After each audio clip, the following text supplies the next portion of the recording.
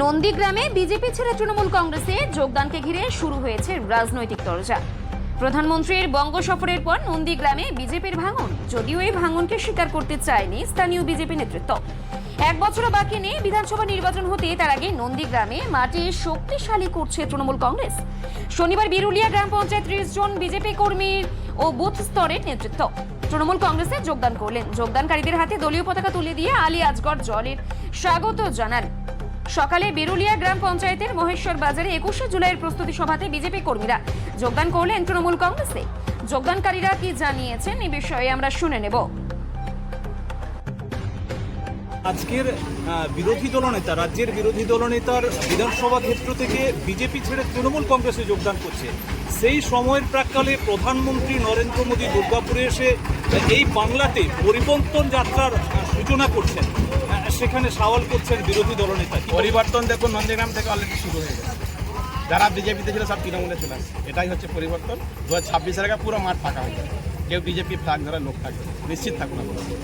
বিষ্ণুপুরের সাংসদ সৌমিত্র খাঁ বলছে রাঢ় বাংলা অর্থাৎ বর্ধমান, বাঁকুড়া, বীরভূম বা এই মেদিনীপুর সাইড নিয়ে 96টা আসন আছে, তার মধ্যে 90টা আসন বিজেপি পাবে।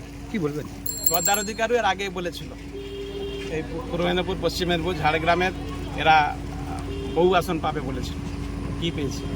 তো ফলে সৌমিত্র খাঁ নিজের যে সংসদীয় এলাকা, যে লোকসভায় তো অল্পের জন্য জিতেছে কোনো ক্রমে, সেইখানে বিধায়কগুলোকে ধরে রাখতে পারে কিনা আগে দেখুন, তারপরে তো অন্যান্য জেলার কথা পরে ভাবুন।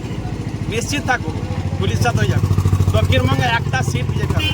আমি তো বলছি, শুধু সময়ের অপেক্ষা, সংখ্যাটা কোথায় দাঁড়াবে তার অপেক্ষা। মিডিয়ারা অনেক কিছু বলে, অনেক কিছু পরিসংখ্যান দেন, কিন্তু সংখ্যাটা 260, 70 না 80 থেকে দাঁড়াবে, আমরা সেই লক্ষ্যে এগোচ্ছি।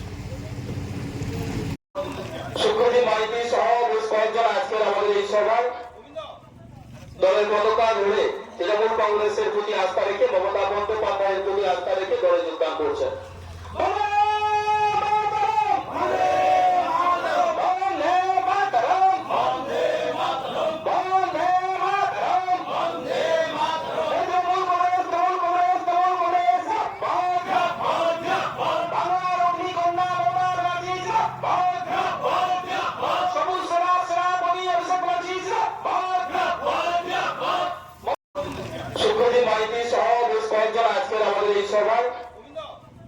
দলের পতাকা ধরে তৃণমূল কংগ্রেসের প্রতি আস্থা রেখে, মমতা বন্দ্যোপাধ্যায়ের প্রতি আস্থা রেখে দলে যোগদান করছেন।